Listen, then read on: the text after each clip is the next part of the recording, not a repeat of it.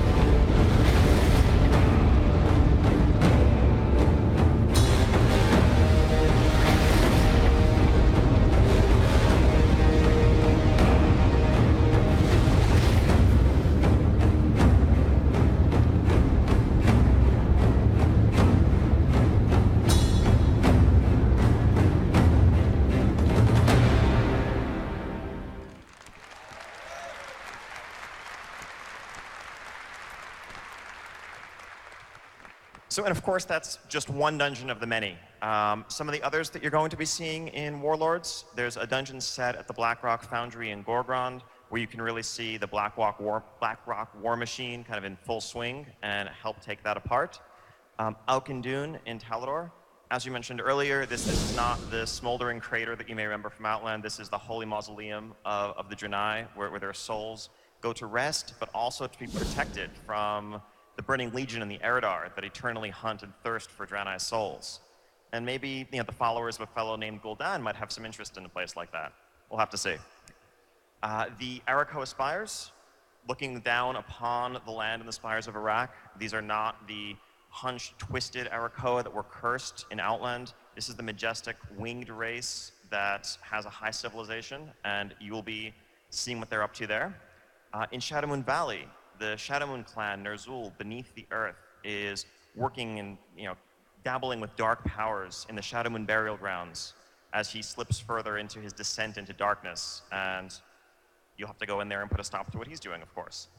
And the Iron Barracks, where an army is being raised, this army that's going to march into and take over Azeroth, unless you stop them, and more. So that's just the dungeons. Of course, raids. As I mentioned, we're happy with the amount of raid content that was available in Mists of Pandaria release. We like the way the staggered 2-tier rollout worked, where we had Mogashan Vaults initially, and then Heart of Fear and Terrace of Endless Spring afterwards. So we're kind of looking to mirror that going forward into Warlords. There are going to be 2 new raid zones available. The one right at the outset is going to be the Ogre raid at Highmaul in Nagrand. This is a bit of that high Ogre civilization that we talked about earlier. This is going to be a 6-boss raid, and will kind of whet your appetite for the things that are to come. After that, you'll be able to venture into the Blackrock Foundry, where really this is the war machine of the Iron Horde. It's the height of its military might.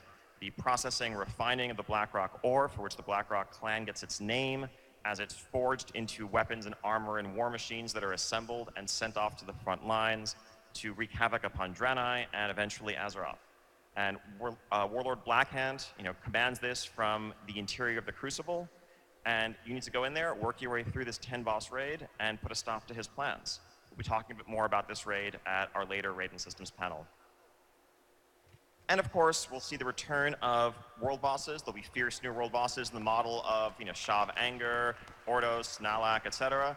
Always continuing to learn from our experiences there, improve upon the experience we're delivering, and give players that really epic multiplayer feeling of, 30, 40 frostbolts flying through the air as you fight something in the outdoor world, not necessarily in an instance.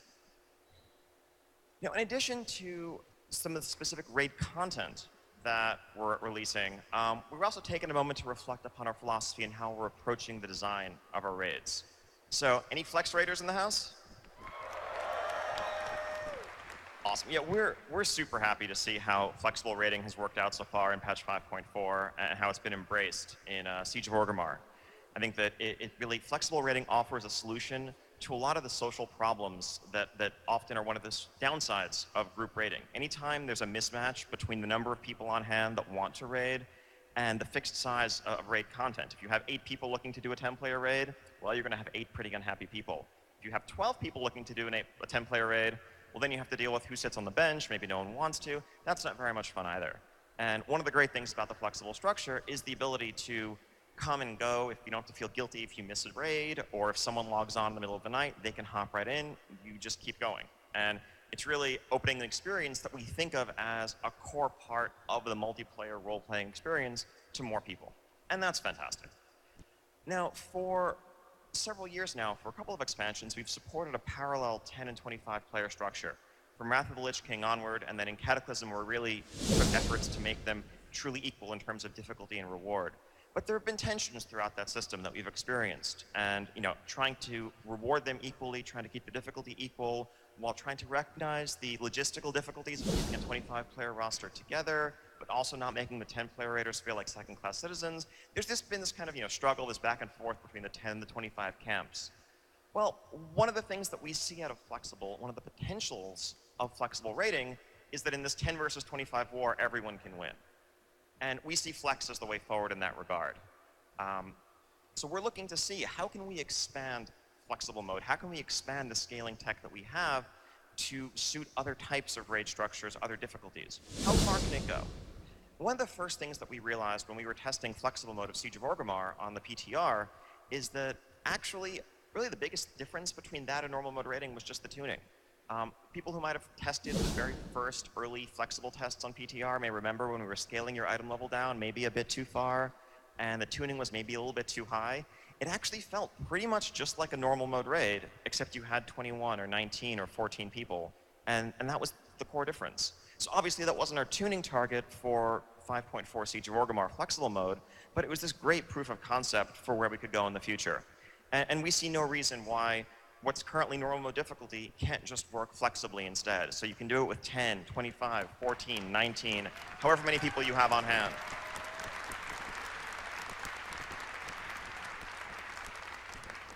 And so that leads us to continue to think, well, is there anything else the Flex can do for us? What about Raid Finder? Now, Raid Finder, I think it makes sense to continue to matchmake to a fixed group size. However, I'm sure most of us who've done Raid Finder have had the experience where you're about to pull the boss, a couple of DPS and a healer or something drop, and you're standing around with 22 people in the group waiting for it to backfill. Wouldn't it be nice if the boss could just scale down smoothly in difficulty so you could just go ahead and pull instead of waiting?